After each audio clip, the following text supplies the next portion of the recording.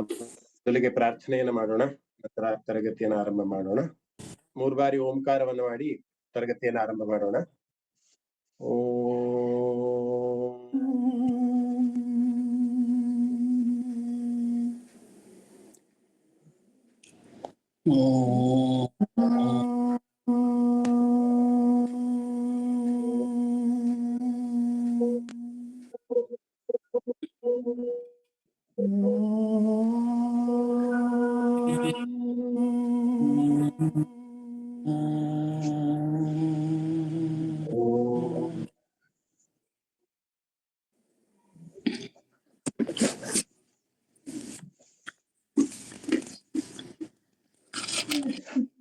ಸದಾ ಬಾಲರೂಪಾಪಿ ವಿಘ್ನಾದ್ರಿಹಂತ್ರಿ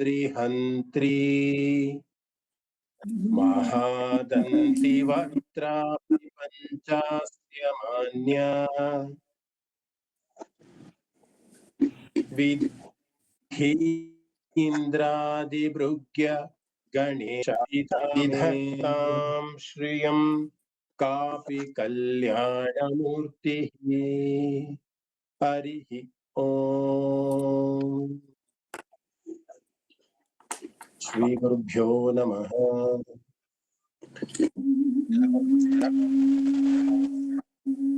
ಒಂದು ಎಲ್ಲ 18 ಅಧ್ಯಾಯದ ಸಾರಾಂಶವನ್ನ ಒಂದೊಂದು ಕ್ಲಾಸ್ ಅಲ್ಲಿ ಹೇಳ್ಬೇಕು ಅನ್ನುವಂತ ಒಂದು ಆಲೋಚನೆ ಇತ್ತು. ಅದೇ ಒಂದು ಉದ್ದೇಶದಲ್ಲಿ ನಾನು ನಿನ್ನೆ ಲಾಸ್ಟ್ ವೀಕು ಕೂಡ ಮೆಸೇಜ್ ಮಾಡಿದ್ದೆ. ಒಂದೊಂದು ಅಧ್ಯಾಯ ಅಟ್ಲೀಸ್ಟ್ ನಮ್ಗೆ ಒಂದು ಸಾರಾಂಶ ಬಗ್ಗೆ ಅಧ್ಯಾಯ ಏನ್ ಹೇಳುತ್ತೆ, ಏನು ನೀತಿಯನ್ನ ಹೇಳುತ್ತೆ, ಕೃಷ್ಣ ಏನ್ ಹೊರಟಿದ್ದಾನೆ ಅನ್ನೋದನ್ನ ಸಾರಾಂಶವಾಗಿ ತಿಳ್ಕೊಳ್ಳೋಣ ಅನ್ನುವಂತ ಒಂದು ಪ್ರಯತ್ನ ಮಾಡ್ಬೇಕು ಅಂತ ಒಂದು ಸಂಕಲ್ಪ ಮಾಡ್ಕೊಂಡಿದ್ದೆ. ಡಿಸೆಂಬರ್ 13ನೇ ತಾರೀಕಲ್ಲಿ ನಾವಿದ್ದೀವಿ. ಇನ್ನೊಂದು 18 ಕ್ಲಾಸ್ಗಳು ನಾವು ಒಂದೊಂದು ಅಧ್ಯಾಯವನ್ನ ಪಾರಾಯಣವನ್ನ ಮಾಡಿ ಅದರ ಒಂದು ಅರ್ಥ ಸಂಧಾನನು ಕೂಡ ಮಾಡೋಣ. ನಿಮ್ಗಾಗ್ಲೇ ಗೊತ್ತಿರೋ ಹಾಗೆ ಪ್ರತಿ ಗುರುವಾರ ನಾನು ಮತ್ತೆ ಹೇಮಾ ಭಗಿನಿ ಒಂದೊಂದು ಭಗವದ್ಗೀತೆ ಅರ್ಥದ ಒಂದು ಶ್ಲೋಕವನ್ನ ವಿಸ್ತಾರವಾಗಿ ಹೇಳುವಂತ ಒಂದು ಪ್ರಯತ್ನವನ್ನ ಕಳೆದ ವಾರದಿಂದ ಮಾಡ್ತಾ ಇದ್ದೀವಿ.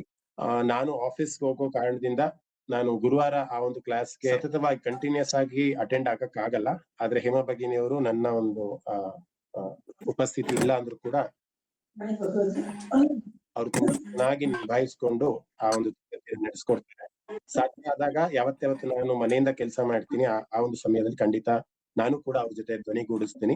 ವಿಸ್ತಾರವಾಗಿ ಬಹಳ ಆಳವಾಗಿ ಭಗವದ್ಗೀತೆಯ ಒಂದು ಅಧ್ಯಯನವನ್ನ ಮಾಡುವಂತಹ ಒಂದು ಕೆಲಸವನ್ನ ನಾವು ಮಾಡೋಣ. ಈ ಒಂದು ಶಾರ್ಟ್ ಕ್ರಾಶ್ ಕೋರ್ಸ್ ಅನ್ನುವಂತಹ ರೀತಿಯಲ್ಲಿ ಯಾರೋ ಏನೋ ಒಂದ್ ಸ್ವಲ್ಪ ಯಾರೋ ಒಂದು ಮಾತು ಹೇಳಿದ್ರು ಅಂದ್ರೆ ಯಾರೋ ಪ್ರಶ್ನೆ ಕೇಳ್ತಿದಾರೋ ಅನ್ನೋ ರೀತಿಯಲ್ಲಿ ನಮ್ಗೆ ಭಾಸ ಆಗುತ್ತೆ. ದಯವಿಟ್ಟು ಆದಷ್ಟು ಎಲ್ಲರೂ ಮ್ಯೂಟ್ ಅಲ್ಲಿ ಇರಿ. ನಾನು ನಿಮ್ಗೆ ಅನ್ಮ್ಯೂಟ್ ಮಾಡ್ಕೊಂಡು ಮಾತಾಡಿ ಅನ್ನುವಂತಹ ಸಂದರ್ಭದಲ್ಲಿ ಖಂಡಿತ ಮಾತಾಡಿ. ಮಿಕ್ಕಿದ ಸಮಯದಲ್ಲಿ ಶ್ರವಣ ಮಾಧ್ಯಮದಲ್ಲೇ ನಾವೊಂದು ಇದನ್ನ ಕ್ಲಾಸ್ ಅನ್ನ ಕಲ್ತ್ಕೊಳ್ಳುವಂತಹ ಒಂದು ಪ್ರಯತ್ನವನ್ನು ಮಾಡೋಣ. ಸೊ ಪ್ರತಿ ಗುರುವಾರ 11ರಿಂದ 12:30 ತನಕನೂ ಕೂಡ ಇದೇ ಗೀತಾಮೃತಂ ಅನ್ನೋ ವೇದಿಕೆ ಮೇಲೆನೆ ನಾವು ಒಂದೊಂದು ಶ್ಲೋಕದ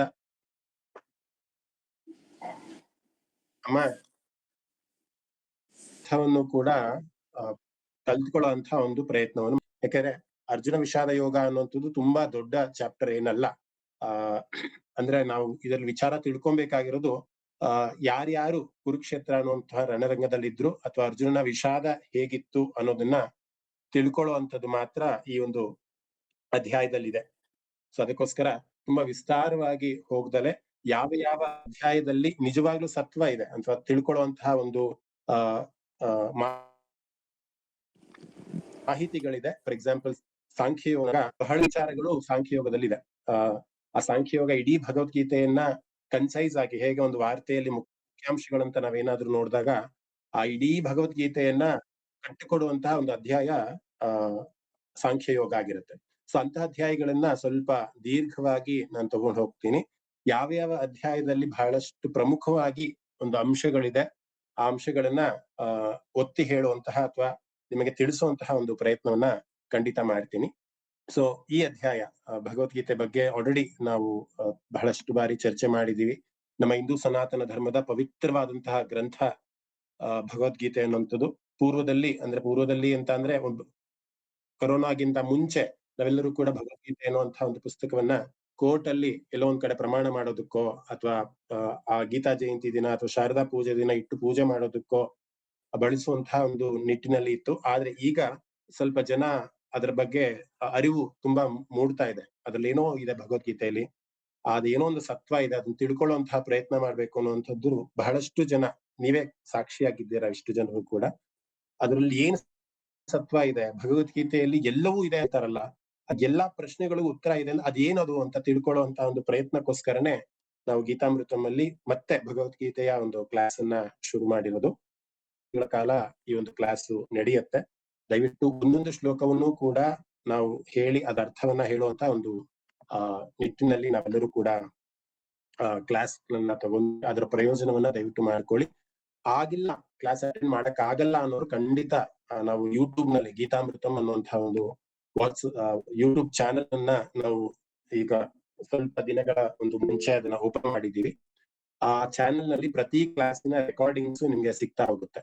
ಸೊ ನೀವು ವರ್ಕಿಂಗ್ ಡೇ ಇರುತ್ತೆ, ಕ್ಲಾಸ್ ಅಟೆಂಡ್ ಆಗಲ್ಲ ಅನ್ನೋರು ಕೂಡ ಅದರ ಒಂದು ಪ್ರಯೋಜನವನ್ನ ನೀವು ಪಡ್ಕೊಬಹುದು. ಭಗವದ್ಗೀತೆ ಅಂತ ಬಂದಾಗ ಮೊದಲೇದಾಗಿ ಸ್ಟಾರ್ಟ್ ಆಗೋದು ಧ್ಯಾನ ಶ್ಲೋಕ.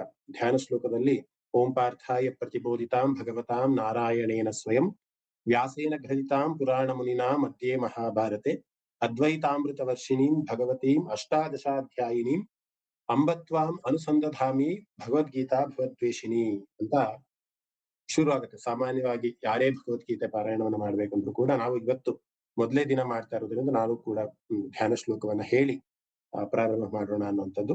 ಇದರ ಅರ್ಥ ಬಹಳ ಸುಲಭ. ಪಾರ್ಥಾಯ ಪ್ರತಿಬೋಧಿತಾಂ, ಅರ್ಜುನನಿಗೆ ಉಪದೇಶಿಸಲ್ಪಟ್ಟಂತಹ ಭಗವತಾ ನಾರಾಯಣೇನ ಸ್ವಯಂ, ಶ್ರೀಮನ್ ನಾರಾಯಣನೇ ಸ್ವತಃ ತನ್ನ ಒಂದು ಬಾಯಿಂದ, ತನ್ನ ಒಂದು ಮುಖದ ಕಮಲದಿಂದ ಸ್ವತಃ ಹೇಳಲ್ಪಟ್ಟಂತಹ, ವ್ಯಾಸರು ಬರೆದಿರುವಂತಹ ಭೀಷ್ಮ ಪರ್ವದಲ್ಲಿ ಬರುವಂತಹ ಮಹಾಭಾರತದ ಏನು 18 ಪರ್ವಗಳಿದೆ, 18 ಪರ್ವಗಳಲ್ಲಿ ಭೀಷ್ಮ ಪರ್ವದಲ್ಲಿ ಭಗವದ್ಗೀತೆ ಬರುತ್ತೆ. ವಿಷ್ಣು ಸಹಸ್ರನಾಮ ಬಂದು ಅನುಶಾಸನಿಕ ಪರ್ವದಲ್ಲಿ ವಿಷ್ಣು ಸಹಸ್ರನಾಮ ಬರುವಂತದ್ದು. ಸೊ ಹಾಗೆ 18 ಪರ್ವದ ಭೀಷ್ಮ ಪರ್ವದಲ್ಲಿ ವ್ಯಾಸರು ತುಂಬಾ ಅಚ್ಚುಕಟ್ಟಾಗಿ ಈ ಭಗವದ್ಗೀತೆಯನ್ನ ಪೋಣಿಸಿ ನಮ್ಗೆ ಕೊಟ್ಟಿದ್ದಾರೆ. ಅದಕ್ಕೋಸ್ಕರ ವ್ಯಾಸ ಮುನಿಗೆ ಅಂತಹ ದೊಡ್ಡ ಮಹಾಭಾರತ, ಪಂಚಮ ವೇದ ಅಂತಾನೆ ಮಹಾಭಾರತಕ್ಕೆ ಕರೀತಾರೆ.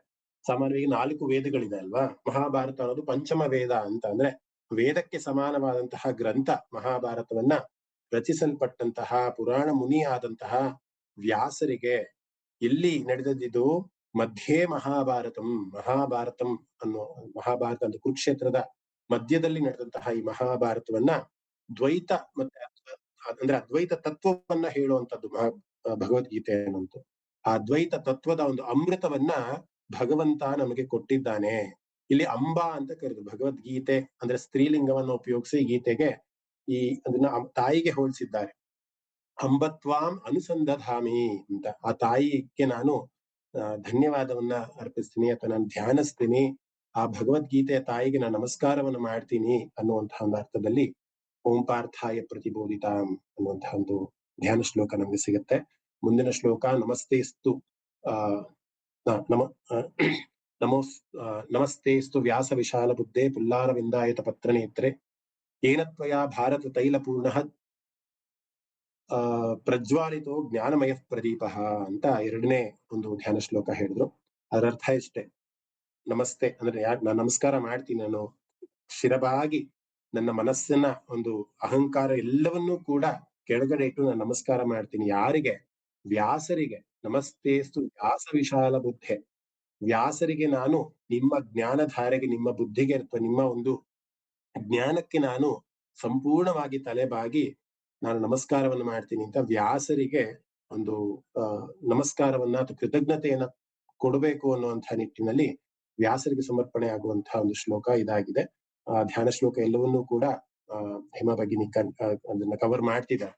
ಸೊ ನಿಮ್ಗೆ ಇದನ್ನು ತುಂಬಾ ಸಮ್ಮರಿ ಅಂತ ಹೇಳೋದ್ರಿಂದ ಒಂದೊಂದು ಶ್ಲೋಕವು ಏನೇನು ಹೇಳುತ್ತೆ ಅನ್ನೋದನ್ನು ಮಾತ್ರ ನಿಮ್ಗೆ ಹೇಳ್ತಾ ಇದ್ದೀನಿ. ನ ಸರ್ವೋಪನಿಷದೋ ಗಾವೋ ದುಗ್ಧ ಗೋಪಾಲನಂದನಃ ಪಾರ್ಥೋ ವತ್ಸ ಸುಧೀರ್ ಭೋಕ್ತ ದುಗ್ಧಂ ಗೀತಾಮೃತಂ ಮಹತ್ ಅನ್ನುವಂತಹ ಒಂದು ಶ್ಲೋಕವು ಕೂಡ ಎಲ್ಲಾ ಉಪನಿಷತ್ತುಗಳು, ನೀವು ಬೇರೆ ವೇದ ಕಲಿಬೇಕಾಗಿಲ್ಲ, ಉಪನಿಷತ್ ಕಲಿಬೇಕಲ್ಲ, ಯಾವುದನ್ನೂ ಕೂಡ ಕಲಿದಲ್ಲಿ ಬರೀ ಭಗವದ್ಗೀತೆಯನ್ನ ನಾನು ಅಧ್ಯಯನ ಮಾಡ್ತೀನಿ, ಅದ್ರಲ್ಲಿ ಇರೋದನ್ನ ತಿಳ್ಕೊಂತೀನಿ ಅಂತ ತಿಳ್ಕೊಂಡ್ರೆ ನೀವು ವೇದವನ್ನ ಕಲಿತಷ್ಟೇ ಸಮನಾಗಿರುವಂತಹ ತೂಕವನ್ನ ಇರುವಂತಹ ಒಂದು ಗ್ರಂಥ ಭಗವದ್ಗೀತೆ ಅಂತ ಹೇಳುವಂಥದ್ದು. ಯಾಕೆಂದ್ರೆ ಎಲ್ಲಾ ಉಪನಿಷತ್ತುಗಳನ್ನ ಗೋವುಗಳ ರೂಪದಲ್ಲಿ ಹಾಲು ಹೇಗೆ ಗೋವು ಹಾಲನ್ನ ಸಂಗ್ರಹ ಮಾಡಿ ನಮಗೆ ಚೈತನ್ಯ ಕೊಡುವಂತಹ ಒಂದು ಶಕ್ತಿಯನ್ನ ಎನರ್ಜಿಯನ್ನ ಹೇಗೆ ಇಟ್ಕೊಂಡಿರುತ್ತೋ ಹಾಗೆ ಈ ಭಗವದ್ಗೀತೆ ಅನ್ನುವಂಥದ್ದು ಹಾಲಿನ ರೂಪದಲ್ಲಿ, ಹಸುವಿನ ರೂಪದಲ್ಲಿ, ಯಾರ ಹಸು ಇಲ್ಲಿ ಗೋಪಾಲನಂದನ, ಭಗವಂತ ಶ್ರೀ ಕೃಷ್ಣನೇ ಗೋಪಾಲನಂದನಾಗಿ ನಮ್ಮಂತ ಅರ್ಜುನರಿಗೆ, ಇಲ್ಲಿ ಅರ್ಜುನ ಅಂತ ಅಂದ್ರೆ ಬರೀ ಕುರುಕ್ಷೇತ್ರದ ಅರ್ಜುನ ಅಲ್ಲ, ನಾವೆಲ್ಲರೂ ಕೂಡ ಅರ್ಜುನರು. ಯಾಕೆಂದ್ರೆ ನಮ್ಮಲ್ಲೂ ಕೂಡ ಸಾವಿರಾರು ಪ್ರಶ್ನೆಗಳಿದೆ. ಜೀವನ ಹೇಗ್ ಮಾಡ್ಬೇಕು, ಇಂತಹ ಸಮಸ್ಯೆಗೆ ಯಾವ ರೀತಿ ನಾವು ಪರಿಹಾರವನ್ನ ಕಂಡ್ಕೊಬೇಕು ಅಂತ ನಮ್ಮಲ್ಲಿ ಬಹಳಷ್ಟು ಪ್ರಶ್ನೆಗಳಿದೆ. ನಾವು ಭಗವದ್ಗೀತೆ ಕಲ್ತಿದ್ರು ಕೂಡ ನಮಗೂ ಕೂಡ ಸುಮಾರಷ್ಟು ಪ್ರಶ್ನೆಗಳಿವೆ ಅಲ್ವಾ. ಅಂತಹ ಒಂದು ಅರ್ಜುನರು ನಾವೆಲ್ಲ ಇದ್ದೀವಿ. ನಾವು ಕರು ಹೇಗೆ ಸಾಮಾನ್ಯವಾಗಿ ಎಲ್ಲರೂ ಹಳ್ಳಿಗಳ ಕಡೆ ಗಮನಿಸಿದ್ರೆ ಕರುವನ್ನ ಬಿಡ್ತಾರೆ ಹಾಲು ಕರಿಬೇಕು ಅಂತ. ಆ ಕರು ಏನ್ ಮಾಡತ್ತೆ, ಹೋಗಿ ಆ ಕೆಚ್ಚಲಿಗೆ ಗುದಿಯುತ್ತೆ ಕರು. ಯಾಕೆ ಗುದಿಯುತ್ತೆ ಅಂದ್ರೆ ನೀನ್ ಸ್ವರ ಬಿಡು ಅಥವಾ ನೀನ್ ಹಾಲನ್ನ ನನಗೆ ಕೊಡು ಅಂತ. ಸೊ ಆ ರೀತಿ ನಾವೆಲ್ಲ ಕರುಗಳು, ನಮ್ಮ ಮನುಷ್ಯರಾಗಿ ಹುಟ್ಟಿರೋ ಎಲ್ಲ ಕರುಗಳು, ಅಂದ್ರೆ ವತ್ಸ ಅಂತ ಹೇಳಿ ಕರೆದ್ರು. ಕರುಗಳು ಜ್ಞಾನವನ್ನ ಬೇಕು, ಜ್ಞಾನದ ಒಂದು ಬೇಡಿಕೆಗಾಗಿ ಆ ಪರಮಾತ್ಮನನ್ನ ನಾವು ಕೇಳ್ಕೊಂತಾ ಇದ್ವಿ, ಗೋಪಾಲನಂದರನ್ನ ಕೇಳ್ಕೊಂತಾ ಇದ್ವಿ, ಜ್ಞಾನವನ್ನ ಕೊಡು. ಅಂತಹ ಅಮೃತವಾಗಿ ನೋಡಿ, ಗೀತಾಮೃತಂ ಅಂತಾನೆ ನಮ್ಮ ಒಂದು ಟೀಮ್ ಅನ್ನ ಇಟ್ಟಿದೆ. ಯಾಕೆಂದ್ರೆ ಗೀತೆ ಅನ್ನೋದು ಅಮೃತಕ್ಕೆ ಸಮಾನ ಅನ್ನುವಂತಹ ನಿಟ್ಟಿನಲ್ಲಿ. ಸೊ ಅಂತಹ ದೊಡ್ಡ ಗೀತೆಯನ್ನ ಅಥವಾ ಭಗವದ್ಗೀತೆಯನ್ನ ನಾವು ಎಲ್ಲರೂ ಕೂಡ ಕಲಿಯೋದಕ್ಕೆ ಹೋಗ್ತಾ ಇದ್ವಿ. ಧ್ಯಾನ ಶ್ಲೋಕದಲ್ಲಿ ಬರುವಂತದ್ದು ಸರ್ವೋಪನಿಷದೋ ಗಾವೋ ದುಗ್ಧ ಗೋಪಾಲನಂದನ ಪಾರ್ಥೋ ವತ್ಸ ಸುಧೀರ್ ಭೋಕ್ತ ದುಗ್ಧಂ ಗೀತಾಮೃತಂ ಮಹತ. ಇಂತಹ ಗೀತಾಮೃತವನ್ನ ನಾವೆಲ್ಲರೂ ಕೂಡ ಸವಿಬೇಕು ಅಂತ ನಾವು ನಿಮ್ಮ ಹತ್ರ ಬಂದಿದೀವಿ. ಆ ಹಾಲನ್ನ ಕೊಡು, ಹಾಲು ಅಂದ್ರೆ ಜ್ಞಾನವನ್ನ ಕೊಡು ಅಂತ ಬೇಡ್ತಾ, ವಸುದೇವ ಸುತಂ ದೇವಂ ಕಂಸಚಾಣೂರವರ್ಧನಂ ದೇವಕಿ ಪರಮಾನಂದಂ ಕೃಷ್ಣಂ ವಂದೇ ಜಗದ್ಗುರುಂ ಅಂತ ಕೃಷ್ಣನಿಗೆ ವಂದಿಸ್ತಾ ನಾವು ಈ ಒಂದು ಸತ್ಸಂಗವನ್ನ, ಭಗವದ್ಗೀತೆಯ ಒಂದು ಸಾರಾಂಶಮಯವಾದಂತಹ ಒಂದು ತರಗತಿಯನ್ನ ಆರಂಭ ಮಾಡೋಣ. ಎಲ್ಲರೂ ಕೂಡ ಒಂದು ಅರ್ಥ ಮಾಡ್ಕೊಳ್ಳಿ, ಇವತ್ತು ನೀವೆಲ್ಲರೂ ಕೂಡ ಕ್ಲಾಸಿಗೆ ಬಂದಿದ್ದೀರಾ. ಎಷ್ಟು ಜನ ಇದ್ದೀರಾ? 89 ಜನ ಇಲ್ಲಿ ಇದ್ದೀರಾ. ಈ 18 ದಿನಗಳ ಕಾಲ ಸತತವಾಗಿ ನೀವು ಕ್ಲಾಸಿಗೆ ಬಂದು ಅದನ್ನ ಕೇಳಿಸ್ಕೊಂಡಿದ್ದೆ ಆದಲ್ಲಿ ನಿಮಗೆ 18 ದಿನ ನಿಮ್ಗೆ ಗೊತ್ತಿಲ್ಲದ ಹಾಗೆ ನೀವು ಭಗವದ್ಗೀತೆಯನ್ನ ಕಲಿಬೇಕು ಅನ್ನುವಂತಹ ಒಂದು ಉತ್ಸಾಹ ನಿಮ್ಗೆ ಬರುತ್ತೆ. ಯಾಕೆ ಅಂತ ಅಂದ್ರೆ ನನಗೂ ಅಷ್ಟೇ ಬಹಳಷ್ಟು ರೀಸೆಂಟ್ ಆಗಿ ಒಂದು 8-10 ವರ್ಷಗಳ ಹಿಂದೆ ನಾನು ಭಗವದ್ಗೀತೆ ಕಲಿಬೇಕು ಅಂತ ಪ್ರಯತ್ನ ಮಾಡಿದ್ದು. ಇವತ್ತು ನಾನು ಮುಂದೆ ಇವತ್ತು ಅದರ ಒಂದು ಸಾರವನ್ನ ಹೇಳೋದಕ್ಕೆ ಕೂತಿದ್ದೀನಿ. ಅಂದ್ರೆ ಆ ಭಗವದ್ಗೀತೆಯಲ್ಲಿ ಏನಿದೆ ಅಂತ ತಿಳ್ಕೊಂತ ಅದ್ರ ಬಗ್ಗೆ ಜಿಜ್ಞಾಸು ಅಥವಾ ಬಗ್ಗೆ ಇನ್ನೂ ಉತ್ಸಾಹ ಜಾಸ್ತಿ ಆಯ್ತಾ ಹೋಯ್ತು. ಯಾಕೆಂದ್ರೆ ಪ್ರತಿಯೊಂದು ಪ್ರಶ್ನೆಗೂ ಕೂಡ ಭಗವದ್ಗೀತೆಯಲ್ಲಿ ಉತ್ತರ ಇದೆ. ಅದಕ್ಕೋಸ್ಕರ ಸೊ ಭಗವದ್ಗೀತೆಯನ್ನು ವ್ಯಾಸರು ಯಾವ ರೀತಿ ವಿಂಗಡಣೆಯನ್ನ ಮಾಡಿದ್ದಾರೆ ಅನ್ನೋದನ್ನ ಸ್ವಲ್ಪ ನಾವು ಅರ್ಥ ಮಾಡ್ತೀವಿ, ಇನ್ನು ಬಹಳ ಸುಲಭ ಆಗತ್ತೆ ನಮ್ಗೆ. ಸೊ ಯಾವ ರೀತಿ ವಿಂಗಡಣೆ ಮಾಡಿದ್ದಾರೆ ಅನ್ನೋದನ್ನ ನಾವು ನೋಡ್ಕೊಳಕ್ ಹೋದ್ರೆ, ಭಗವದ್ಗೀತೆಯಲ್ಲಿ 18 ಅಧ್ಯಾಯಗಳಿದೆ. 18 ಅಧ್ಯಾಯಗಳನ್ನ 3 ಭಾಗವಾಗಿ ಅಥವಾ 3 ಶತಕವಾಗಿ ಅದನ್ನ ವಿಂಗಡಣೆ ಮಾಡಿದ್ದಾರೆ. ಪ್ರಥಮ ಶತಕ, ಮಧ್ಯಮ ಶತಕ ಮತ್ತೆ ಚರಮ ಶತಕ ಅಂತ. ಎಲ್ಲರಿಗೂ ನನ್ನ ಧ್ವನಿ ಕೇಳಿಸ್ತಾ ಇದೆ ಅಲ್ಲ ಸ್ಪಷ್ಟವಾಗಿ? ಫಾಸ್ಟ್ ಆಗಿ ಹೋಗ್ತಾ ಇದ್ದೀನಿ. ಯಾಕೆ ಅಂತ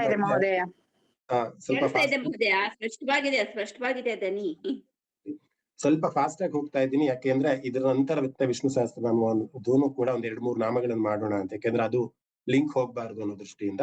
ಸೊ ಭಗವದ್ಗೀತೆಯನ್ನು 3 ಶತಕಗಳಾಗಿ ವಿಂಗಡಣೆ ಮಾಡಿದ್ದಾರೆ. 1ರಿಂದ 6 ಬಂದು ಪ್ರಥಮ ಶತಕ, 7ರಿಂದ 12 ಬಂದು ಮಧ್ಯಮ ಶತಕ, ಮತ್ತೆ 13ರಿಂದ 18 ಬಂದು ಚರಮ ಶತಕ ಅಂತ. ನಾವು ಸಾಮಾನ್ಯವಾಗಿ ಇದೊಂದು ಪದವನ್ನ ನಾವು ಕೇಳಿರ್ತೀವಿ, ತತ್ವಮಸಿ ಅಂತ. ತತ್ ತ್ವಂ ಅಸಿ ಅಂತ. ಅದ್ವೈತದ ಒಂದು ಸಿದ್ಧಾಂತದಲ್ಲಿ ಅಹಂ ಬ್ರಹ್ಮಾಸ್ಮಿ, ಅಹಂ ಶಿವೋಹಂ ಅಂತ ಶಂಕರಾಚಾರ್ಯರು ಬಹಳಷ್ಟು ಸತಿ ಹೇಳಿದ್ದಾರೆ. ಅಂದ್ರೆ ನಾನೇ ಬ್ರಹ್ಮ ಅಥವಾ ನಾನೇ ಶಿವ, ಅಂದ್ರೆ ನನ್ನೊಳಗಡೆ ಈ ಆತ್ಮವೇ ಶಿವನ ಒಂದು ಸ್ವರೂಪ. ಇಲ್ಲಿ ದೇಹಧಾರಿಗಳಾಗಿ ಆತ್ಮ ಛಿದ್ರವಾಗಿ ನಾವೆಲ್ಲರೂ ಕೂಡ ದೇಹಧಾರಿಗಳಾಗಿ ಪರಮಾತ್ಮನ ಅಂಶವೇ ಆಗಿದ್ದೀವಿ ಅನ್ನುವಂಥದ್ದು ಅದ್ವೈತ ಸಿದ್ಧಾಂತ ಹೇಳುವಂಥದ್ದು. ಅದಕ್ಕೋಸ್ಕರ ತತ್ವಂ ಅಸಿ, ಈ ತ್ವಂ ಅಂತ ಅಂದ್ರೆ ಸಂಸ್ಕೃತದಲ್ಲಿ ಸಾಮಾನ್ಯವಾಗಿ ಯು ಅನ್ನುವಂಥ ಅರ್ಥ ಬರುತ್ತೆ, ಅಂದ್ರೆ ನೀನು ಅನ್ನುವಂಥ ಅರ್ಥ ಬರುತ್ತೆ. ಈಗ ನೀವೆಲ್ಲರೂ ಕೂಡ ಸ್ವಲ್ಪ ಇದನ್ನ ತುಂಬಾ ದೀರ್ಘವಾಗಿ ಗಮನ ಇಟ್ಟು ಕೇಳಿಸ್ಕೊಳ್ಳಿ. ಈ 3 ಇದನ್ನ ವಿಭಾಗಗಳನ್ನ ನೀವು ಕೇಳಿಸ್ಕೊಂಡ್ರೆ ಭಗವದ್ಗೀತೆನ ಯಾವ ರೀತಿ ಕಲಿಬೇಕು ಅನ್ನೋದು ನಿಮ್ಗೆ ಒಂದು ಚಿತ್ರಣ ಬರ್ತಾ ಹೋಗುತ್ತೆ. ಅದಕ್ಕೋಸ್ಕರ ಸ್ವಲ್ಪ ಗಮನ ಇಟ್ಟು ಕೇಳಿಸ್ಕೊಳ್ಳಿ. ಇಲ್ಲಿ ತ್ವಂ ಅಂತ ಅಂದ್ರೆ ನೀನು ಅನ್ನುವಂಥ ಅರ್ಥ, ಅಂದ್ರೆ ನೀವು ಇವಾಗ ಯಾರು ಇಲ್ಲಿ ಸೇರ್ಕೊಂಡಿದ್ರೆ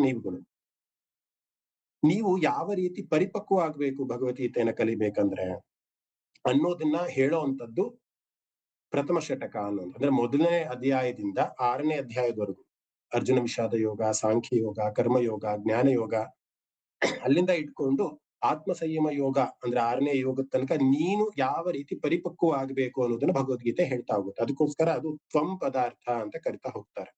ಅದಕ್ಕೆ ಜೀವಸ್ವರೂಪಂ ಅಥವಾ ಕರ್ಮಯೋಗ ಅಂತ ಬಹಳಷ್ಟು ಹೆಸರುಗಳನ್ನ ಕರೀತಾ ಹೋಗ್ತಾರೆ. ಆದ್ರೆ ಅದನ್ನ ನೀವು ಅರ್ಥೈಸ್ಕೊಬೇಕು ಅಂತಂದ್ರೆ ನಾನು ಯಾವ ರೀತಿ ಪರಿಪಕ್ವ ಆಗ್ಬೇಕು, ನಾನು ಯಾವ ರೀತಿ ತಯಾರಾಗ್ಬೇಕು ಅನ್ನೋದನ್ನ ಗೀತೆ ಹೇಳುವಂತದ್ದು ಮೊದಲನೇ ಅಧ್ಯಾಯದಿಂದ 6ನೇ ಅಧ್ಯಾಯದವರೆಗೂ. ಅದು ಹೇಗೆ ಅನ್ನೋದು ನೀವು ಭಗವದ್ಗೀತೆಯನ್ನ ಕಲಿತ ಮೇಲೆ ನಿಮ್ಗೆ ಗೊತ್ತಾಗುತ್ತೆ ಯಾಕೆ ಆ ರೀತಿ ಡಿವೈಡ್ ಮಾಡಲಾಗಿದೆ ಅಂತ. ಇನ್ನ ಮಧ್ಯಮ ಷಟಕ ಅಂದ್ರೆ 7ನೇ ಅಧ್ಯಾಯದಿಂದ 12ನೇ ಅಧ್ಯಾಯವರೆಗೂ ಅದು ತತ್ ಪದಾರ್ಥ ಅಂತ ಕರೀತಾರೆ. ತತ್ ಅಂದ್ರೆ ಅದು ಅಂತ.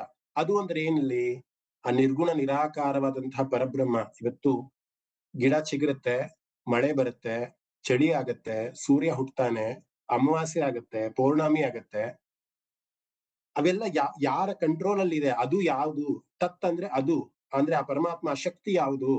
ಇವೆಲ್ಲ ಸೃಷ್ಟಿಯನ್ನ ಚೈತನ್ಯ ಭರಿತವಾಗಿ ಇರುವಂತಹ ಶಕ್ತಿ. ಇವತ್ತು ನಾನು ಮಾತಾಡ್ತೀನಿ ಅಂದ್ರೆ ನನ್ನ ನಾಭಿಯಿಂದ ಉಸಿರು ಬಂದು ಅದು ಗಂಟಲಿಗೆ ಸ್ಪರ್ಶ ಆಗಿ ನಾಲಿಗೆ ಯಾವ ಯಾವ ಜಾಗಕ್ಕೆ ಹೋಗಿ ತಗಲಿ ಆ ಶಬ್ದದ ಉಚ್ಚಾರಣೆ ಅಥವಾ ಆ ಮಾತು ಬಂದು ನನ್ನ ಲ್ಯಾಪ್ಟಾಪ್ಗೆ ತಗಲಿ ಅದು ಇಂಟರ್ನೆಟ್ ಇಂದ ನಿಮ್ಮ ಮೊಬೈಲ್ ಹೋಗಿ ನಿಮ್ಮ ಕಿವಿಗೆ ಬೀಳುವಂತಹ ಒಂದು ಶಕ್ತಿ. ಯಾವ ಶಕ್ತಿ ಅದು? ಅದೇ ತತ್ ಪದಾರ್ಥ ಅನ್ನುವಂಥದ್ದು. ಅದಕ್ಕೆ ಈಶ್ವರ ಸ್ವರೂಪಂ ಅಂತಾನೂ ಕೂಡ ಕರೀತಾರೆ, ಅಥವಾ ಉಪಾಸನ ಯೋಗ ಅಂತಾನೂ ಕೂಡ ಕರೀತಾರೆ. ಸೊ ಮೊದಲನೇ ಒಂದು ಪ್ರಥಮ ಷಟಕದಲ್ಲಿ 1ರಿಂದ 6ನೇ ಅಧ್ಯಾಯದವರೆಗೂ ನಾವು ಯಾವ ರೀತಿ ಸಿದ್ಧ ಆಗ್ಬೇಕು, ಪರಮಾತ್ಮನನ್ನ ಅರ್ಥಕೊಂಡ್ಬೇಕಂದ್ರೆ ಅನ್ನೋದನ್ನ ಪ್ರಥಮ ಷಟಕ ಅಂದ್ರೆ ತ್ವಂ ಪದಾರ್ಥ ಹೇಳಿದ್ರೆ, ಮಧ್ಯಮ ಷಟಕ ಬಂದು ಯಾರನ್ನ ಕಾಣೋದಕ್ಕೆ ನಾನು ಪ್ರಯತ್ನ ಮಾಡ್ತಿದ್ದೀನಿ, ಆ ನಿರ್ಗುಣ ನಿರಾಕಾರವಾದಂತಹ ಪರಬ್ರಹ್ಮನನ್ನ ಕಾಣೋದಕ್ಕೆ, ಅಂದ್ರೆ ಈಶ್ವರ ಸ್ವರೂಪ ಅಂದ್ರೆ ಏನದು ಅನ್ನೋದು ಎಲ್ಲವನ್ನೂ ಕೂಡ ಪರಮಾತ್ಮ ಅವನ್ ಯಾರು. ಇಲ್ಲಿ ಕೃಷ್ಣ ಅನ್ನೋನು ಮಾನವನಾಗಿ ಭೂಮಿ ಮೇಲೆ ಬಂದು ಅವತಾರವನ್ನು ತಾಳಿ ಹೋಗಿರೋನಷ್ಟೇ. ಆದ್ರೆ ಅದು ಕೃಷ್ಣನ ಹಿಂದಿರುವಂತಹ ಶಕ್ತಿ ಯಾವುದು, ಆ ತತ್ ಪದಾರ್ಥ ಅನ್ನುವಂಥದ್ದು ಯಾವುದು ಅಂತ ಹೇಳುವಂಥದ್ದು 7ನೇ ಅಧ್ಯಾಯದಿಂದ 12ನೇ ಅಧ್ಯಾಯ ಅಂದ್ರೆ ಭಕ್ತಿ ಯೋಗದ ತನಕನೂ ಕೂಡ ತತ್ ಪದಾರ್ಥವನ್ನ ತಿಳ್ಕೊಂತಾರೆ. ಈಗ ನಾನ್ ಯಾರು ಅಂತ ಪರಿಪಕ್ವವಾದೆ ಮೊದಲನೇ ಅಧ್ಯಾಯದಿಂದ 6ನೇ ಅಧ್ಯಾಯದವರೆಗೂ ನಾನ್ ಯಾರನ್ನ ಹುಡಿಕೊಂಡು ಹೋಗ್ತಾ ಇದ್ದೀನಿ, ನಾನು ಯಾವ ಒಂದು ಸ್ವರೂಪವನ್ನ ಅರ್ಥ ಮಾಡ್ಕೊಬೇಕು ಅನ್ನೋದನ್ನ ಅರ್ಥ ಮಾಡ್ಕೊಂಡೆ 7ನೇ ಅಧ್ಯಾಯದಿಂದ 12ನೇ ಅಧ್ಯಾಯದವರೆಗೂ. ಇನ್ನ 13ನೇ ಅಧ್ಯಾಯದಿಂದ 18ನೇ ಅಧ್ಯಾಯದವರೆಗೂ ಹಸಿ ಪದಾರ್ಥ ಅಥವಾ ಚರಮ ಷಟಕಂ ಅಂತಾನೂ ಕೂಡ ಅದನ್ನ ಕರೀತಾರೆ. ಹಸಿ ಅಂತ ಅಂದ್ರೆ the process of becoming that. ನಾನು ಮಾನವನಾಗಿದ್ಕೊಂಡು ಭಗವದ್ಗೀತೆ ನನ್ಗೆ ಏನೂ ಗೊತ್ತಿಲ್ಲ ಅಂತ ಅಂದ್ಕೊಂಡಿದ್ದಂತಹ ಮನುಷ್ಯ ಪರಮಾತ್ಮ ಯಾರು ಅನ್ನೋದನ್ನ ಅರ್ಥ ಮಾಡ್ಕೊಂಡು ಆ ಪರಮಾತ್ಮನ ಚೈತನ್ಯ ನನ್ನಲ್ಲಿದೆ, ಅಹಂ ಬ್ರಹ್ಮಾಸ್ಮಿ, ಅಹಂ ಶಿವೋಹಂ ಅಸಿ ಅಂತ ಅಂದ್ರೆ ಇದಿ ನಾನು, ಅವನು ಬೇರೆ ಅಲ್ಲ ಅಥವಾ ನಾನು ಬೇರೆ ಅಲ್ಲ ಅನ್ನೋದೇ ಅದ್ವೈತ ತತ್ವ ಹೇಳುವಂಥದ್ದು. ಸೊ ಅದು ನಾನು ಅಸಿ ಅನ್ನುವಂತಹ ಪ್ರೋಸೆಸ್ ಏನಿದೆಯಲ್ಲ ಆ ಮಟ್ಟಕ್ಕೆ ಹೋಗುವಂತಹ ಜ್ಞಾನವನ್ನ ಕೊಡುವಂಥದ್ದು 13ನೇ ಅಧ್ಯಾಯದಿಂದ 18ನೇ ಅಧ್ಯಾಯ. ಪ್ರಾಬ್ಲಿ ಇವೆಲ್ಲವೂ ಕೂಡ ನಿಮ್ಗೆ ಮಹೋದಯ ಏನೋ ಹೇಳ್ತಿದ್ದಾರೆ, ನನ್ಗೆ ಏನೂ ತಲೆಗೆ ಹೋಗ್ತಾ ಇಲ್ಲ ಅಂತ ನಿಮ್ಗೆಲ್ಲರೂ ಕೂಡ ಅನ್ಸಿರ್ಬಹುದು. ಖಂಡಿತ ಅನ್ಸಿದ್ರೆ ಅದೇನೂ ತಪ್ಪಲ್ಲ.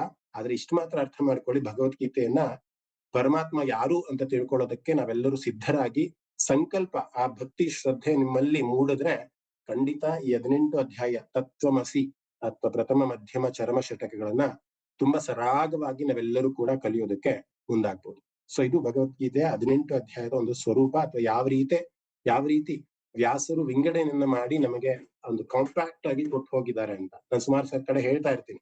ಇವತ್ತಿನ ಒಂದು ಕಾಲಮಾನದಲ್ಲಿ ನಾವು ವೇದಗಳನ್ನ ಕಲಿಯೋದಕ್ಕೆ ಆಗೋದಿಲ್ಲ, ಯಾಕೆಂದ್ರೆ ಅಂತ ಸೌಲಭ್ಯ ನಮ್ಮಲ್ಲಿ ಇಲ್ಲ.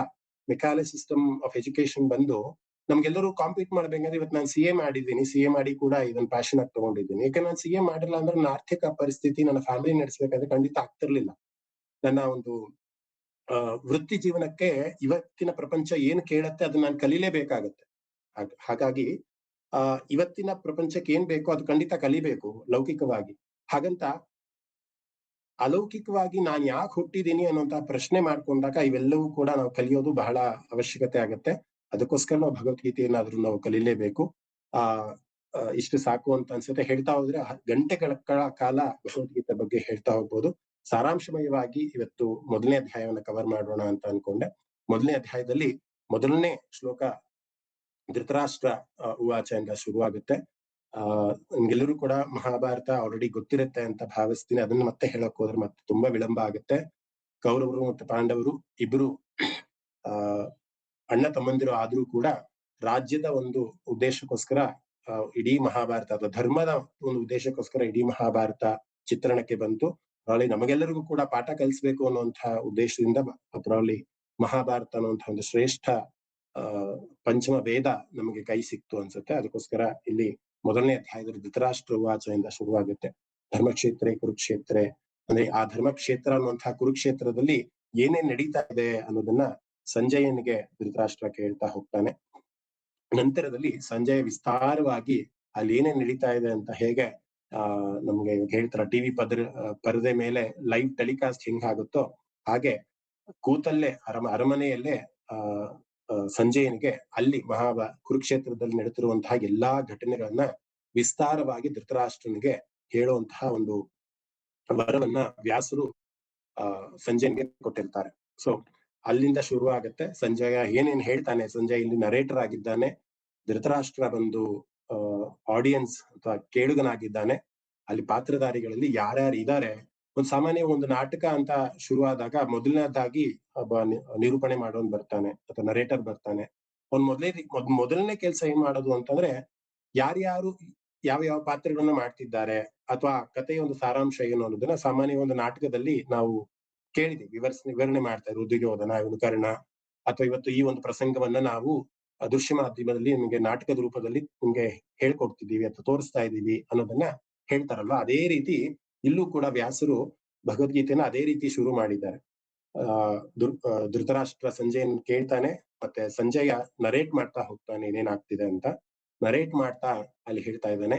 ಮೊದಲನೇದಾಗಿ ದುರ್ಯೋಧನ ಬಂದು ಆಚಾರ್ಯರನ್ನ ಅಂದ್ರೆ ದ್ರೋಣಾಚಾರ್ಯರನ್ನ ಕೇಳ್ತಾನೆ. ಅಸ್ಮಾಕಂತು ವಿಶಿಷ್ಟಾಯೇ ತಾನಿ ಬಹುಧ ದ್ವಿಜೋತ್ತಮ ಅಂತ.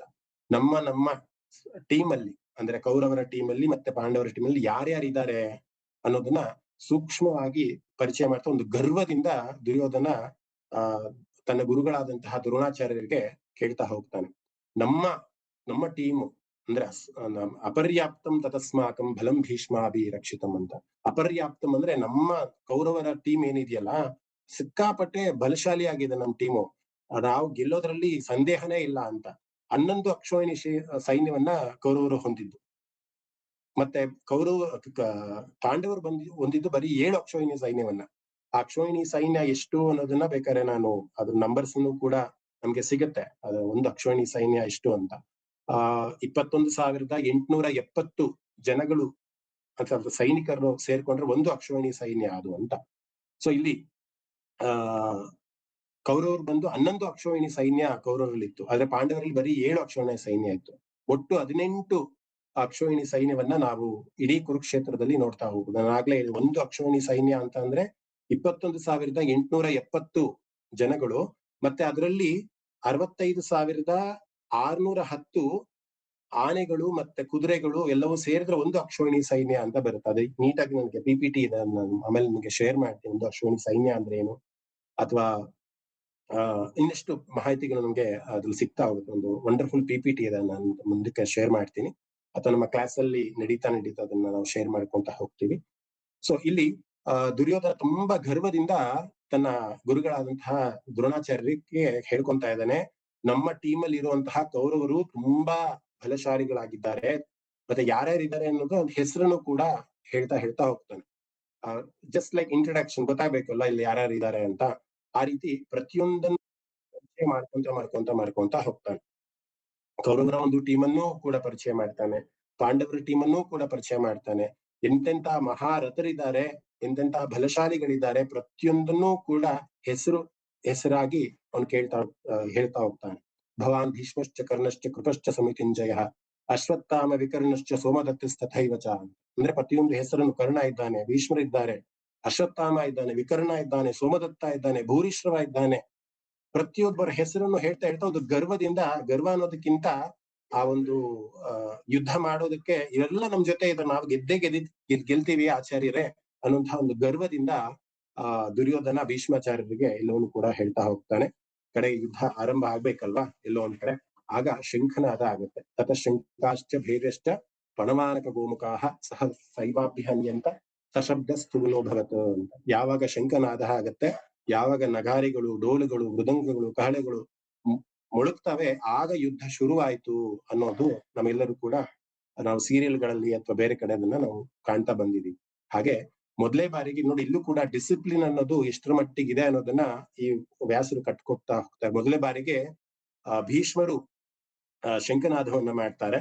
ನಂತರ ಯಾವುದೇ ರೀತಿಯ ಡಿಸಿಪ್ಲಿನ್ ಇಲ್ದಲೆ ಆ ಕೌರವರು ಬೇಕಾದಾಗೆ ನಗಾರಿಗಳನ್ನ, ಡೋಲುಗಳನ್ನ, ಮೃದಂಗಗಳನ್ನ, ಕಹಳೆಗಳನ್ನ ಕಿರ್ಚೋ ತರ ಒಂದು ಕರ್ಕಶವಾಗಿ ಎಲ್ಲರೂ ಕೂಡ ಊದ್ತಾ ಹೋಗ್ತಾರೆ. ಅವರು ಆಗಿ ಊದಿದ ತಕ್ಷಣ ಮತ್ತೆ ಇವರು ಪಾಂಡವರು ಕೂಡ ಒಂದು ಸಿಗ್ನಲ್ ಕೊಡ್ಬೇಕಲ್ವಾ, ನಾವು ಕೂಡ ರೆಡಿ ಇದೀವಿ ಇದಕ್ಕೆ ಅಂತ. ಆಗ ಬಹಳ ಒಂದು ಅಚ್ಚುಕಟ್ಟಾಗಿ ಮೊದಲನೇ ಬಾರಿಗೆ ಕೃಷ್ಣ ಪಾಂಚಜನ್ಯ ಅನ್ನುವಂತಹ ಒಂದು ಶಂಖವನ್ನ ಊದ್ತಾನೆ.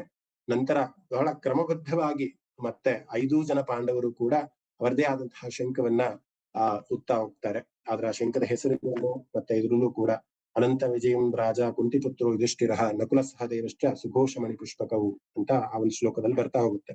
ಯಾವ ಯಾವ ಶಂಖದಿಂದ ಯಾರ್ಯಾರು ನಾದವನ್ನ ಮಾಡಿದ್ರು ಅಥವಾ ಝೇಂಕಾರವನ್ನ ಮಾಡಿದ್ರು ಅಂತ. ಇವರು ತುಂಬಾ ಡಿಸಿಪ್ಲಿನ್ಡ್ ಆಗಿ ಹೇಳಿದಂತಹ ಶಂಖನಾದಗಳು ಕೌರವರ ಒಂದು ಎದೆಯನ್ನ ಸೀಳಿ ಬಂತಂತೆ. ಯಾಕೆಂದ್ರೆ ಡಿಸಿಪ್ಲಿನ್ಡ್ ಆಗಿ, ನೀವು ನೋಡಿ ಮಿಲಿಟರಿನಲ್ಲಿ ನೋಡ್ತಾ ಇರಿ ನೀವು, ಎಷ್ಟು ಡಿಸಿಪ್ಲಿನ್ಡ್ ಆಗಿರ್ತೀವಿ ಅಷ್ಟು ಎದುರುಗಡೆ ಇರುವಂತಹ ಒಂದು ಸೈನ್ಯರಿಗೆ ಭಯವನ್ನ ಹುಟ್ಟಿಸುತ್ತೆ. ಅಲ್ಲಿ ಕೌರವರು ಬೇಕಾಬಿಟ್ಟಿ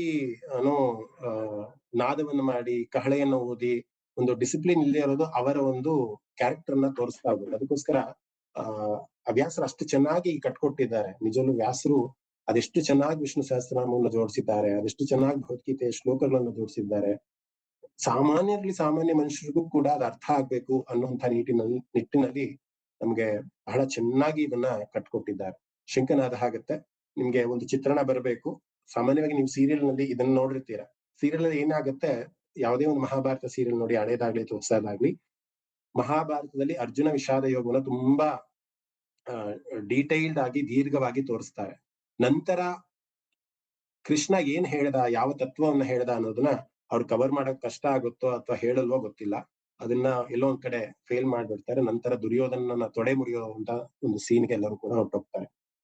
ಸಾಮಾನ್ಯವಾಗಿ ಭಗವದ್ಗೀತೆಯನ್ನ ಕಲಿಬೇಕು ಅನ್ನೋರು ಈ ಅರ್ಜುನ ವಿಷಾದ ಯೋಗ ತನಕನೂ ಎಲ್ಲರೂ ಕೂಡ ಕಂಡ್ಕೊಂಡಿರ್ತೀರಾ. ಅಂದ್ರೆ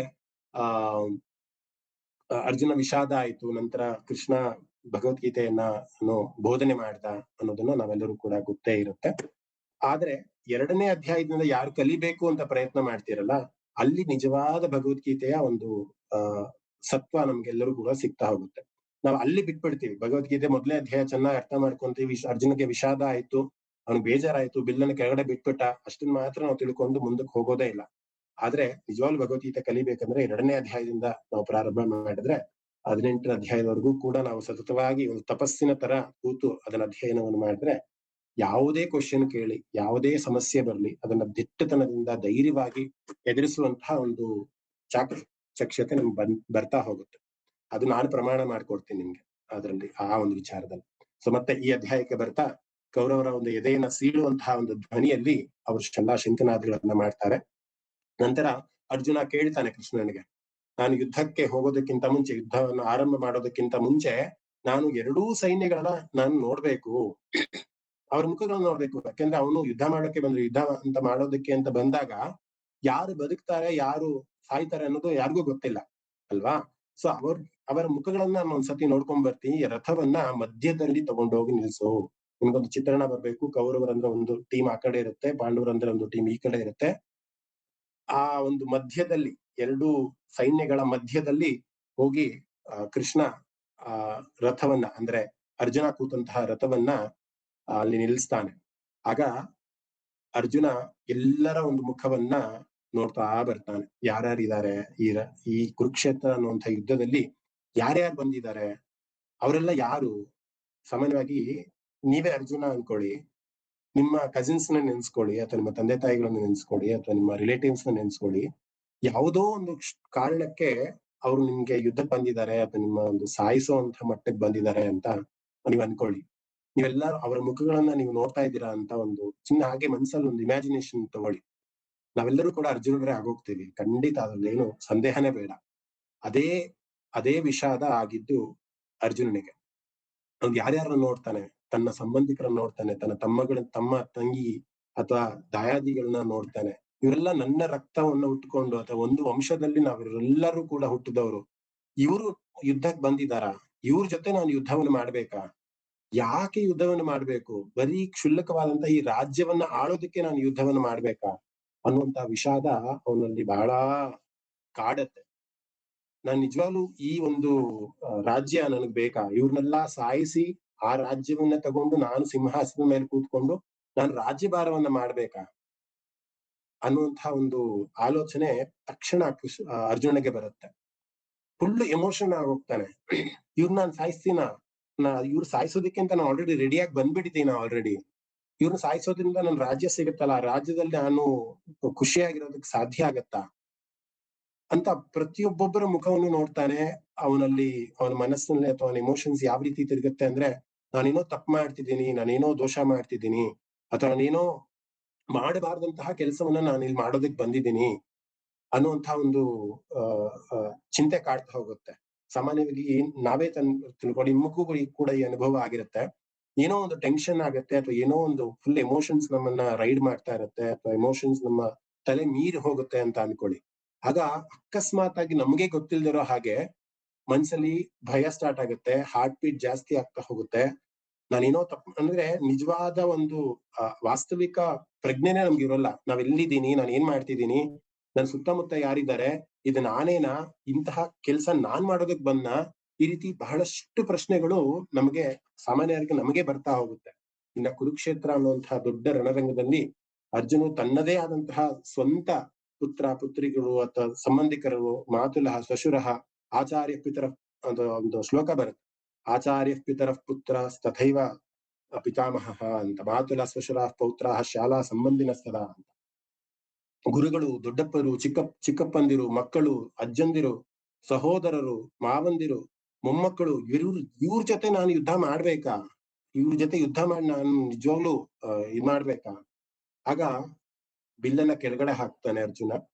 ಬಿಲ್ಲನ್ನ ಕೆಳಗಡೆ ಹಾಕಿ ಕೃಷ್ಣನಿಗೆ ಹೇಳ್ತಾನೆ, ನಾನು ಈ ಒಂದು ಕೆಲ್ಸವನ್ನ ಮಾಡಲ್ಲ. ಧೃತರಾಷ್ಟ್ರ ಪುತ್ರರು ನನ್ನ ಕೊಂದ್ರುನು ನನಗೆ ಸಂತೋಷನೇ ಅದು. ಅವ್ರಿಗೆ ಒಂದು ಇದು ಬರುತ್ತೆ, ಆತತಾಯಿನಃ ಅಂತ ಒಂದು ಪದ ಬರುತ್ತೆ. ಅಂದ್ರೆ ಮಾಡಬಾರದ 5 ತಪ್ಪುಗಳನ್ನ ಯಾರು ಮಾಡ್ತಾರೆ ಅವ್ರಿಗೆ ಆತತಾಯಿನಃ ಅಂತ ಹೇಳ್ತಾರೆ. ವಿಷ ಹಾಕೋದು ಒಂದು ಪ್ರಸಂಗ ಆಗಿರ್ಬೋದು, ಅಥವಾ ರಾಜ್ಯವನ್ನ ಕಬಳಿಕೆ ಮಾಡೋದು, ಕಳ್ಳತನ ಮಾಡೋದು ಒಂದು ಪ್ರಸಂಗ ಆಗಿರ್ಬೋದು. ಈ ರೀತಿ ಒಂದು 5 ತಪ್ಪುಗಳಿದೆ. ಅದನ್ನ ನಾನು ಆಮೇಲೆ ವಿಸ್ತಾರವಾಗಿ ಹೇಳ್ತಾ ಹೋಗ್ತೀನಿ. ಅದನ್ನೇ ತಗೊಂಡ್ರೆ ಅದೊಂದು 1/4 ಗಂಟೆ ಆದ್ರೂ ಅದ್ರ ಬಗ್ಗೆ ಹೇಳ್ತಾ ಹೋಗಿ. ಸೊ ಇಂತಹ ಧಾರ್ತ ರಾಷ್ಟ್ರ ಪುತ್ರನ ನಿಹತ್ಯ ಧಾರ್ತ ರಾಷ್ಟ್ರಾನಃ ಕಾ ಪ್ರೀತಿ ಸ್ಯಾ ಜನಾರ್ದನ ಪಾಪಮೇವಾಶ್ರಯೇ ದಸ್ಮಾನ್ ಹತ್ವೈತಾನ ಆತತಾಯಿನಃ ಅಂತ ಅರ್ಜುನ ಹೇಳ್ತಾನೆ. ಇಂತಹ ಕೆಟ್ಟವರು ನನ್ನನ್ನು ಕೊಂದ್ರು ನನಗೆ ಸಂತೋಷನೇ, ನನ್ಗೇನು ಬೇಕಾಗಿಲ್ಲ, ಈ ರಾಜ್ಯ ಬೇಕಾಗಿಲ್ಲ ನನಗೆ, ನನ್ನ ಜೀವನವನ್ನ ನಾನು ಮಾಡ್ತೀನಿ. ನನಗೆ ಈ ರಾಜ್ಯ ಬೇಡ, ನನಗೆ ಇದ್ಯಾವುದು ಬೇಡ, ನನ್ನ ಸ್ವಜನರನ್ನ ನಾನು ಸಾಯಿಸಿ ಆ ಒಂದು ಪಾಪಕ್ಕೆ ನಾನು ಗುರಿಯಾಗೋದಕ್ಕೆ ನಾನು ಖಂಡಿತ ಇಷ್ಟಪಡಲ್ಲ, ನಾನು ಈ ಯುದ್ಧವನ್ನ ಮಾಡೋಲ್ಲ ಅಂತ ತನ್ನ ಒಂದು ಬಾಣವನ್ನ ಅವನು ಕೆಳಗಡೆ ಹಾಕ್ತಾನೆ.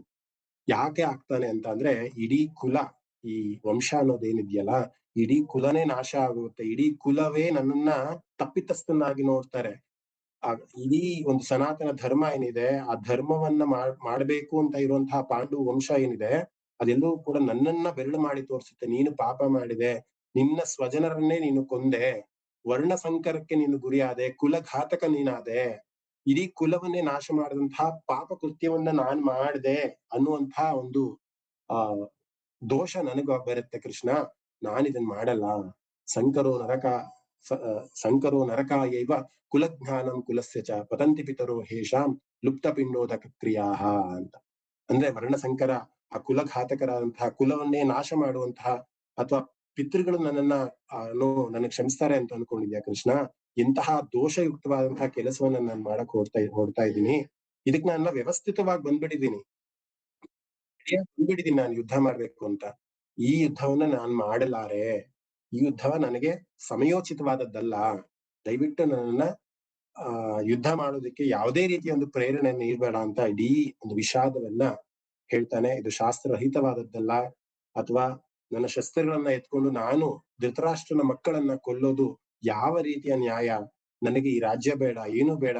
ನಾನು ಬೇಕಾದ್ರೆ ಭಿಕ್ಷೆನ ಬೇಡ್ಕೊಂಡಾದ್ರೂ ನನ್ನ ಜೀವನ ನಾನು ಮಾಡ್ತೀನಿ, ಯುದ್ಧವನ್ನು ಮಾಡೋಲ್ಲ ಅಂತ ಬಿಲ್ಲನ್ನ ಕೆಳಗಡೆ ಇಟ್ಟು ಆ ಮೊಣಕಾಲು ಹೂರಿ ಕೃಷ್ಣನ ಹತ್ರ ಕೂತ್ಕೊಂತಾರೆ. ಇದು ಅರ್ಜುನ ವಿಷಾದ ಯೋಗ.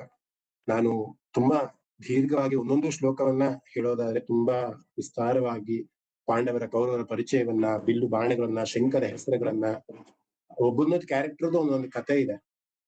ಕರ್ಣ, ಸುಧಾಮನ್ ಎಲ್ಲರಿಗೂ ಕೂಡ ಹೇಳ್ತಾ ಹೋಗ್ಬೋದು. ಇವತ್ತಿನ ಮಟ್ಟಿಗೆ ಸಾರಾಂಶಯುತವಾಗಿ ಅರ್ಜುನ ವಿಷಾದ ಯೋಗ ಅಂದ್ರೆ ಏನಂತ ನೀವು ಅರ್ಥ ಮಾಡ್ಕೊಬೇಕಂದ್ರೆ, ಅರ್ಜುನದ ವಿಷಾದವನ್ನ ತನ್ನ ಸ್ವಂತ ಸಂಬಂಧಿಕರನ್ನ ನೋಡಿ ಅವನು ಯುದ್ಧವನ್ನ ಮಾಡೋದಿಲ್ಲ ಅಂತ ಶಸ್ತ್ರವನ್ನ ಕೆಳಗಡೆ ಹಾಕದ, ಧರ್ಮಯುತವಾಗಿ ನಾನು ಇರ್ಬೇಕು ಅಂತ ಅನ್ಕೊಂಡ ಅನ್ನೋದನ್ನ ಈ ಒಂದು ಶ್ಲೋಕದಲ್ಲಿ ನಾವು ಅರ್ಥ ಮಾಡ್ಕೊಂಡ್ರೆ ಈ ಅಧ್ಯಾಯ ಮುಗಿಯುತ್ತೆ.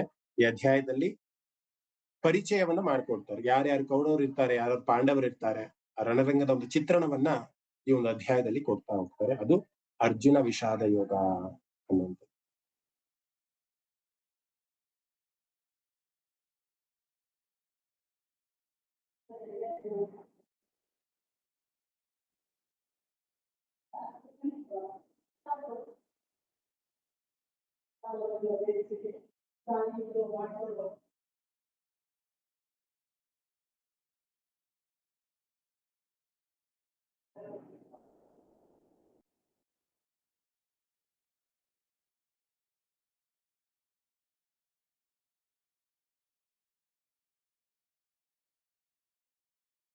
ಸರ್ವೇ ಭವಂತು ಸುಖಿನಃ, ಸರ್ವೇ ಸಂತು ನಿರಾಮಯಾಃ, ಸರ್ವೇ ಭದ್ರಾಣಿ ಪಶ್ಯಂತು, ಮಾ ಕಶ್ಚಿತ್ ದುಃಖ ಭಾಗ್ ಭವೇತ್. ಓಂ ಶಾಂತಿ ಶಾಂತಿ ಶಾಂತಿ. ಶ್ರೀ ಗುರುಭ್ಯೋ ನಮಃ. ಹರಿ ಓಂ ತತ್ಸತ್. ಧನ್ಯವಾದ ಸರ್ವೇಭ್ಯಃ.